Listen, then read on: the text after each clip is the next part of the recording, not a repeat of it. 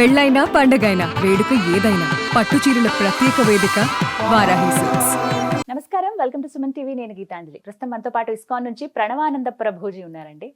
ప్రభుజీ గురించి ప్రత్యేకంగా చెప్పాలా, వారు చెప్పేటువంటి మాటలు ప్రత్యేకంగా కృష్ణ భగవానుడు గురించి, అలాగే వారి లీలల గురించి కావచ్చు, ప్రత్యేకించి కొన్ని లైఫ్ లెసన్స్ అనేవి చాలా మందిని వాళ్ళ జీవితంలో డౌన్ అయిపోయినటువంటి సిచ్యువేషన్స్ నుంచి బయటికి రాగలిగాము, అక్కడి నుంచి మేము బయటపడ్డాము అని చెప్పారు. అలాగే ప్రతి అంశం పైన మనకు అర్థమయ్యే రీతిలో వివరిస్తూ ఉంటారు. ఇందులో భాగంగా వారి గురించి తెలుసుకోవాలి, వారి దినచర్య ఏంటనేది కొంతమంది ప్రశ్నలు అడిగారు కామెంట్స్ రూపంలో. అలాగే మీరు ఏవైతే ప్రభుజీ గారి గురించి తెలుసుకోవాలి, వారి మాటల్లో విందామని అడిగారో అవే ఇవాళ ఇంటర్వ్యూలో మనం మాట్లాడబోతున్నాం. ఇంకా ఆలస్యం చేయకుండా ప్రారంభిద్దాం. హరే కృష్ణ ప్రభుజీ. హరే కృష్ణ. తులసి పూజ గురించి చాలా మంది సందేహం అడిగారండి. అసలు తులసి పూజ ఎలా చేయాలి, ఎందుకు చేయాలి తులసిని, అసలు అంటే ఒక మొక్కను అలా మొక్కడం ఏంటి అనేది ఒక ప్రశ్న అయితే, వీటికంటూ ప్రత్యేకంగా సమయం ఉంటుందా, తులసి అమ్మవారిని అసలు ఎలా కొలుచుకోవాలి, అమ్మవారిగా ఎందుకు పూజిస్తున్నాం, ఇవి ప్రశ్నలు. వృందాయై తులసీదేవ్యై ప్రియాయై కేశవశ్య చ విష్ణు భక్తి ప్రదే దేవి సత్యవతే నమో నమః. ఇది తులసీదేవి యొక్క మంత్రం. బృందాయై తులసీదేవ్యై, బృందావనం అంటేనే తులసీవనం. బృందావనంలో అన్నీ కూడా శ్రీకృష్ణ భగవానుడి యొక్క లీలలన్నీ కూడా తులసీదేవి డైరెక్టర్. ఓ రాధాకృష్ణుల సినిమా అనుకుంటే తులసి మహారాణి డైరెక్టర్ అనమాట. అన్ని భగవంతుడికి ఏది కావాలన్నా ఏర్పాటు చేస్తే తులసి మహారాణి. బృందాయై తులసీదేవ్యై ప్రియాయై కేశవస్య చ విష్ణోర్ అత్యంత వల్లభ. చాలా చాలా డియర్ భగవంతుడికి తులసీదేవి అని అంటే. అందుకే మనం చూడండి, ఏ ద్రవ్యం పైన భగవంతుడికి నివేదన చేసే ప్రతి ద్రవ్యం పైన తులసి పెడతాం. మన నైవేద్యంలో మనం ఎన్నోసార్లు చెప్పుకున్నాం, నీటితో సహా ప్రతి నైవేద్యం పైన తులసి పెట్టి మాత్రమే మనం నివేదన చేస్తాం. అభిషేక ద్రవ్యములలో కూడా తులసి వేస్తాం. తులసితో ప్రక్షణ చేసుకొని దాని తర్వాత స్వామికి నివేదన చేస్తాం అనమాట. ప్రియాయే కేశవశ్య చ విష్ణు భక్తి ప్రదే దేవి. భగవంతుడి యొక్క భక్తిని ఇచ్చే దేవి ఆవిడ.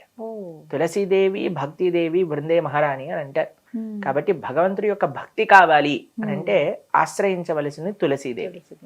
చాలా మంది ఏమనుకుంటారు తెలుసా అండి, కేవలం ఆడవాళ్ళు తులసి పూజ చేయాలనుకుంటారు.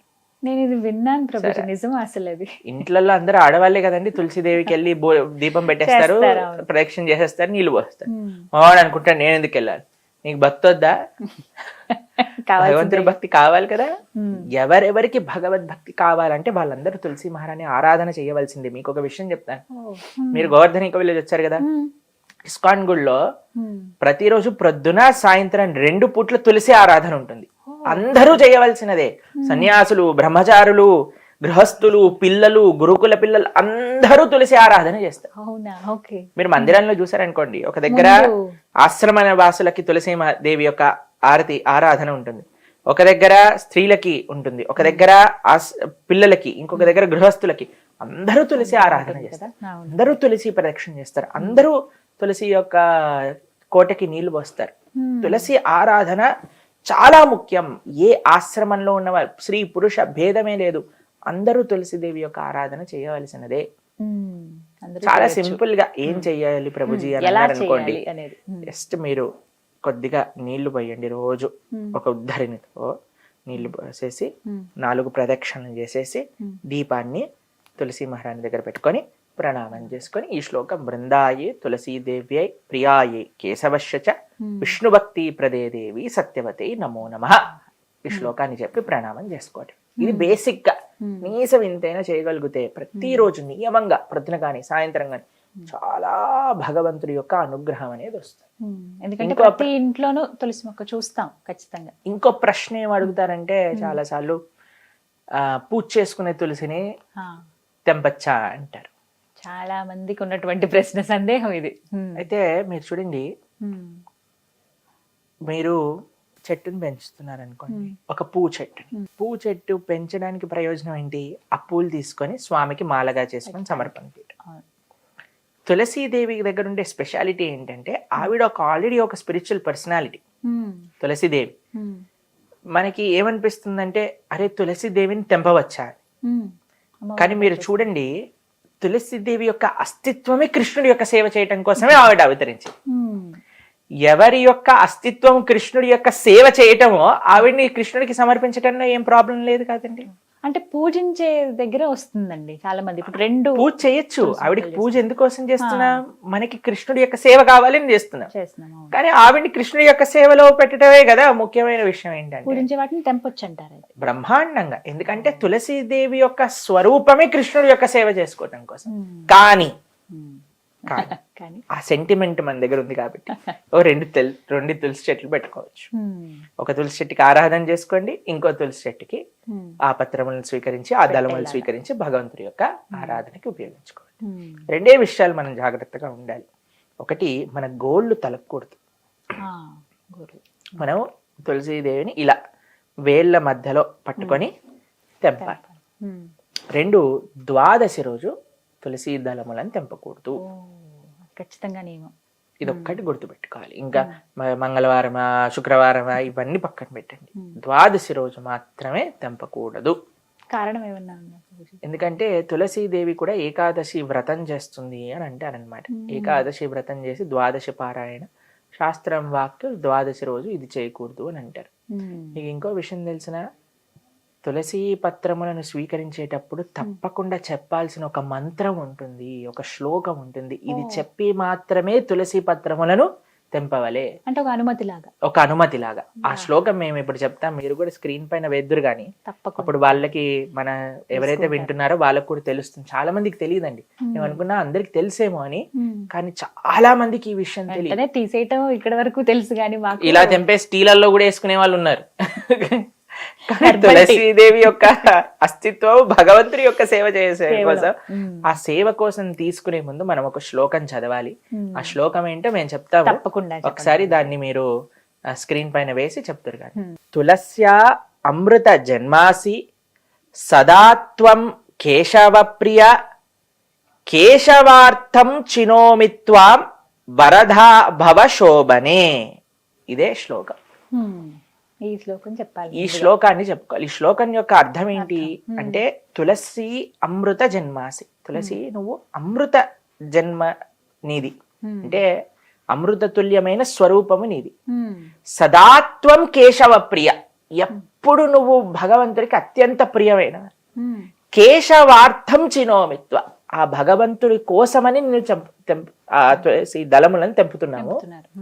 వరదా భవ శోభనే, నువ్వెప్పుడు ఇలానే శోభిస్తూ ఉండుగాక అని ఆవిడ పర్మిషన్ తీసుకొని ఒకసారి ప్రణామం చేసి అప్పుడు పత్రాలు తీసుకోవాలి. మీకు ఇంకో విషయం చెప్తాను.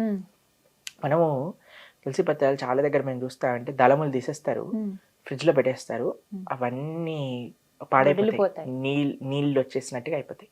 ఇంకో విషయం చెప్తాను, మనం తులసి పత్రములను ఫ్రిడ్జ్ లో దాచి పెట్టుకోవాలి అని అంటే హోల్స్ ఉన్న డబ్బాని యూజ్ చేయాలి. ఎయిర్ సర్క్యులేషన్ ఉండాలి, అటు చలి ఉండాలి, ఇటు ఎయిర్ సర్క్యులేషన్ ఉండాలి. ఎప్పుడైతే అలా పెట్టుకుంటామో అప్పుడు మాత్రమే మనకి అవి ఫ్రెష్ గా ఉంటాయి. ఇంకో విషయం చెప్తాను, కొన్నిసార్లు మనకి సాయంత్రం పూట నివేదన చేయాలనుకోండి, సాయంత్రం పూట తులసిని తెంపకూడదు. మా ఇంట్లో సూర్యాస్తమైన తర్వాత ఇంకా తెంపకూడదు తులసి.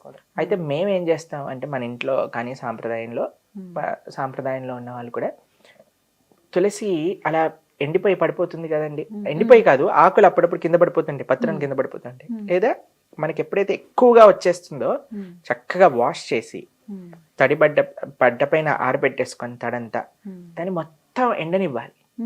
ఎండిపోయిన తులసి ఉంటుంది కదండి, ఒక డబ్బాలో పెట్టుకోవాలి. ఎప్పుడైనా ఎమర్జెన్సీ వచ్చింది అనుకోండి, మనకి తులసి లేదు, నివేదన చేయాలంటే ఎలా తులసి లేకుండా నివేదన చేయలేము, అప్పుడు ఈ తులసి మాలని వాటిపైన పెట్టుకోవాలి. అంటే ఎండిపోయిన వాటిని కూడా పెట్టచ్చు బ్రహ్మాండంగా. తులసి ఏ స్వరూపంలో, ఇప్పుడు తులసి మాల ధరించాం, ఇదేంటి కాండమే కదండి తులసిది, వాటితో చేసినవి.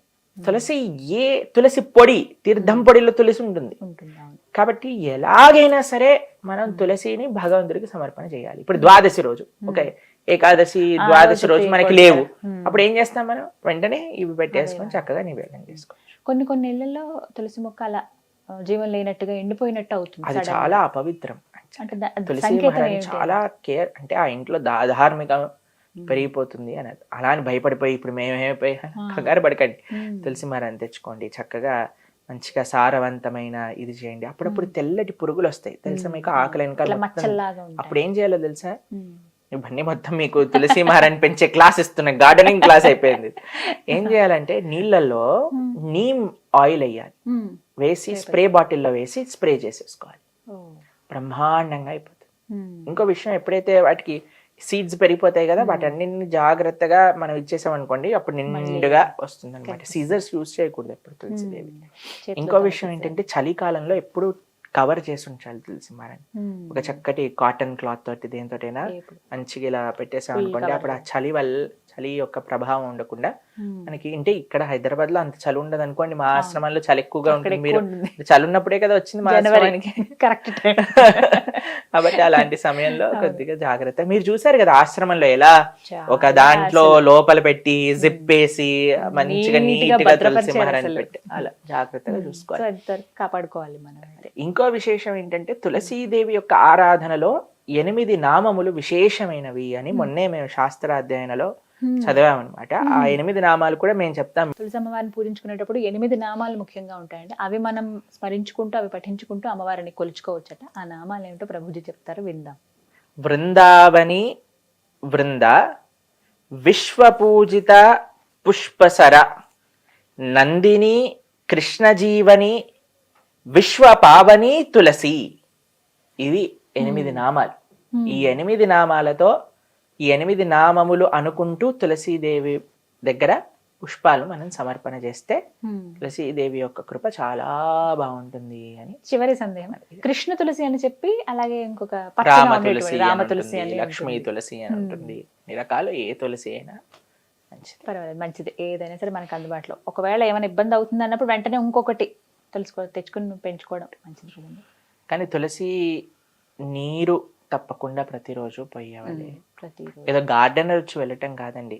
తులసి మహారాణి సాక్షాత్తుగా కృష్ణ భార్య. మనము కార్తీక మాసంలో కైశిక ద్వాదశి, క్షీరాబ్ది ద్వాదశి రోజు తులసి శాలిగ్రామ వివాహం చేస్తాం. అవునండి. కాబట్టి చాలా ప్రేమతో చూడాలి. ఇప్పుడు చాలా మటుకు ఇళ్లలో మేము చూస్తుంటాం తులసి ఆరాధన. మా సాంప్రదాయంలో తులసి మహారాణికి చీర కట్టి, సరే మీరు ఆలయంలో కూడా ఆ కొత్త డ్రెస్సులు వేస్తారు తులసి మహారాణికి, ఎంత జాగ్రత్తగా ఉంచుతారు. కాబట్టి చాలా భక్తి. ఆలయంలో భగవంతుడు ఎలానో మన పూజ రూంలో శ్రీ విగ్రహాలు ఎలానో తులసి మహారాణి బై డిఫాల్ట్ శ్రీ విగ్రహమే. అంత జాగ్రత్తగా చూసుకోవాలి. చాలా చక్కగా చెప్పారు ప్రభుజీ. హరే కృష్ణ. హరే కృష్ణ.